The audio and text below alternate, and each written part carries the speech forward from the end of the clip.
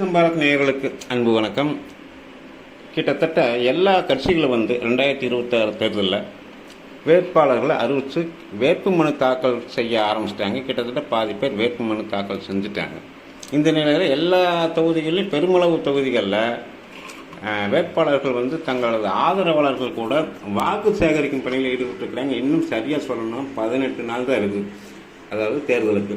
இந்த நிலையில் பாஜக என்ன பண்ணிட்டு இருக்குது, இன்னும் வேட்பாளர் பட்டியல் வெளியிடாமல் வச்சிருக்குது. ஒரு பக்கம் வானதி சீனிவாசன் அண்ணாமலைக்கு இடையேயான மோதல் குறித்த பரபரப்பு இன்னும் அடங்கலை, ஓயலை. இந்த நிலையில் தான் நமக்கு புதுசாக ஒரு தகவல் வந்துருக்குது. கிட்டத்தட்ட பேசப்பட்ட தகவல் தான் இருந்தாலும் இப்போ அந்த தகவல் உண்மையாயிருமோ அப்படிங்கிற ஒரு பயம் நமக்கு இருக்குது.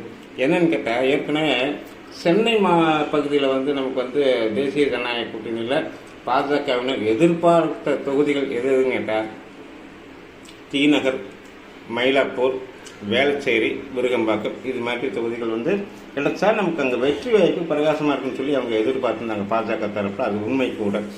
இதற்காக வினோத் செல்வம், சூர்யா, உமா ஆனந்தன் இவங்கெல்லாம் அந்த லிஸ்ட்டில் கொஞ்சம் நல்லா அவங்க சக்ஸஸ் பண்ணுவாங்க அங்கே போட்டிக்கிட்டா அப்படிங்கிற மாதிரி ஒரு நபர்கள் ஏற்கனவே அவங்க வேலை களப்பணியில் வேலை செஞ்சுக்கிறாங்க. நின்று ஓட்டு கூட வாங்கிக்கிறார் வினோத் செல்வமெல்லாம். உமானந்தன் அக்கா ஆல்ரெடி அவங்க சென்னை மாநகராட்சியில் இருக்கிற 200 வார்டில் ஒரே ஒரு வார்டில் தனியாக நின்று ஜெயித்தவங்க. ஸோ அவங்கள தகுதியான ஆட்கள், பொருத்தமான ஆட்கள் அந்த பகுதிகளுக்கு. இந்த நிலையில் தான் வாலண்டரியாக வண்டியில் ஏறி உட்கார்ந்தாங்க தமிழிசை அக்கா. அது ஒரு பக்கம் ஓடிட்டு இருக்குது. இந்த நிலையில் நமக்கு புதுசாக கிடைச்ச தகவல் என்னன்னு கேட்டால், கிட்டத்தட்ட பெரும் சர்ச்சைக்கு ஆளான ஒரு ஆள். அந்த ஆள் சென்னைக்கு பக்கத்தில் இருக்கிற ஒரு இடத்துலையோ அல்லது சென்னையில் தற்போது ஒதுக்கப்பட்ட மயிலாப்பூர்லையோ களமிறங்குவார்னு சொல்லப்படுது. யாருன்னு நான் சொன்னேன்னா, ஐயோ அவர் பயங்கரமான ஆளாச்சு அப்படின்னு சொல்லி நீங்கள் தகச்சு போயிருவீங்க. யார் அந்த சர்ச்சைக்குரிய நபர்னு கேட்டால், நம்ம KT ராகவன்.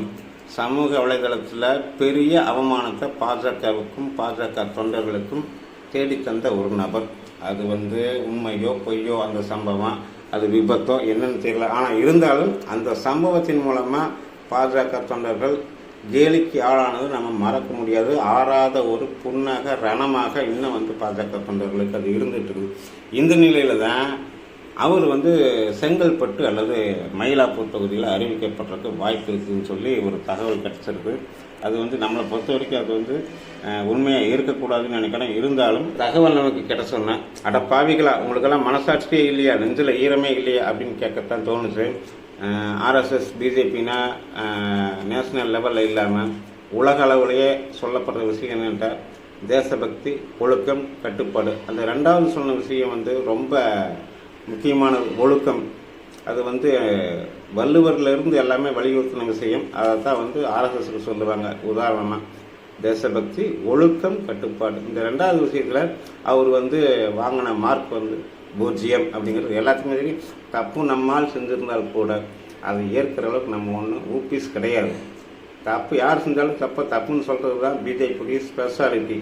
ஸோ இந்த விஷயம் நம்ம கேள்விப்பட்ட இந்த KTR வேட்பாளராக அறிவிக்கப்படுகிறார் அப்படிங்கிற விஷயம் உண்மையாகும் பட்சத்தில் 27 தொகுதியிலையும் நமக்கு அது கெட்ட பேரையும் பின்னடைவையும் தேர்தலில் ஏற்படுத்தும். அது மட்டும் இல்லாமல் அந்த விஷயம் நம்ம கூட்டணியில் அதிக தொகுதிகளில் நிற்கிற அதிமுகவுக்குமே ஒரு பின்னடைவை ஏற்படுத்துங்கிறது நம்ம கருத்தாக இருக்குது. அது மட்டும் இல்லாமல் அந்த விஷயம் உண்மையாயிடுச்சு, லிஸ்ட்டில் ஒரு பேர் இருக்குன்னு சொன்னால் அடுத்த 1 மணி நேரத்தில் சமூக வலைதளத்தில் திமுக காரங்க போடுறதுலே பாலியல் அப்படின்னு சொல்லி ஜனதா கட்சின்றானு அடுத்த நிமிஷம் சும்மா வைரலாகிடும். இதுதான் சந்தர்ப்பம்னு சொல்லி ஃபேக் ஐடியில் இருக்கிற மர்ம மார்க்க நபர்களெல்லாம் தங்களுடைய வேலைகளை காட்ட ஆரம்பிச்சிருக்காங்க. அதை மீறி யாருமே பிரச்சாரம் செய்யறதுக்கு வழி இல்லாமல் போயிடுது. அது மட்டுமே இந்த தேர்தலில் பேசு பொருளாக மாறி. சரி, அவ்வளோ தூரம் எதுக்குங்க? நம் ஆட்கள், பாஜக ஆதரவாளர்கள், பாஜகவினுடைய தீவிர அனுதாபிகள் சும்மா இருப்பாங்கங்கிறீங்களா? முகநூல், ட்விட்டர்னு சொல்லி வச்சு செஞ்சுருவாங்க. ஏன்னு கேட்டால் அவங்களுக்கு யார் நபருங்கிற விஷயம் இல்லை. யார் செஞ்சாலும் தப்பு தான். ஏன் அண்ணாமலை இவ்வளோ தூரம் ஆதரிக்கிறாங்கன்னு சொன்னால், அந்த தீ மாதிரி, நெருப்பு மாதிரி. தப்புன்னா தப்பு. ஆமாம், திமுக எதிர்ப்பு என் ரத்தத்தில் ஓடுதுன்னு அடித்து தூள் பண்ணி சொல்லுவார். இதில் ஒன்றும் மாற்று கருத்தை இல்லைமாரு பின்வாங்கவும் மாட்டார். எந்த செய்தியாளர் எந்த கேள்வி கேட்டாலும் புள்ளி விவரத்தோட இந்த பொடி இதுக்கு இப்போ நான் ஒரு கேள்வி கேட்குறேன், நீ பதில் சொல்ல முடியுமான்னு சொல்லி அதில் வைப்பாங்க. இது வரைக்கும் எந்த ஒரு அரசியல் ஆளுமையும் இப்படி தமிழ்நாட்டில் கிடையாது. அவரை கையில் வச்சுக்கிட்டு அவருக்குமே சீட்டு ஒதுக்கிறதுக்கு உறுதி சொல்லாமல் கேட்டீராக உனக்கு கொண்டு வந்து நீங்கள் நிறுத்தினீங்கன்னா என்னத்தை சொல்கிறது? உங்களுக்குலாம் நெஞ்சில் ஈரமே இல்லையான்னு தான் கேட்க தோணுது. ஆனால் அந்த சர்ச்சைக்குரிய நபருக்கு டெல்லியிலேருந்து சிலர் ஆதரவு தெரிவிக்கிறதாகவும் நமக்கு வந்து கிட்டத்தட்ட கொஞ்சம் நாளாகவே சந்தேகம் இருந்துச்சு. அது உண்மைதான்னு சொல்லி சில தகவல்கள் நமக்கு சொல்லுது. எது எப்படி இருந்தாலும் சரி சோழி முடிச்சு போடாதீங்க அப்பு அப்படின்னு தான் கேட்க தோணுது. எத்தனையோ பேர் இருக்கிறாங்க, யாருக்கு வேணாலும் கொடுத்து தொலைங்க, ஆனால் தயவு செஞ்சு அந்த நம்பர் வேண்டாம். ஒழுக்கம், கட்டுப்பாடு, தேசபக்தின்னு சொல்லி கிட்டத்தட்ட இந்த அமைப்புக்காக, இந்த சித்தாந்தத்துக்காக, இந்த கொள்கைக்காக குடும்ப சுகத்தை இழந்து நிறைய பேர் முழு நேரமாக வேலை செஞ்சுக்கிறாங்க தமிழ்நாட்டில்.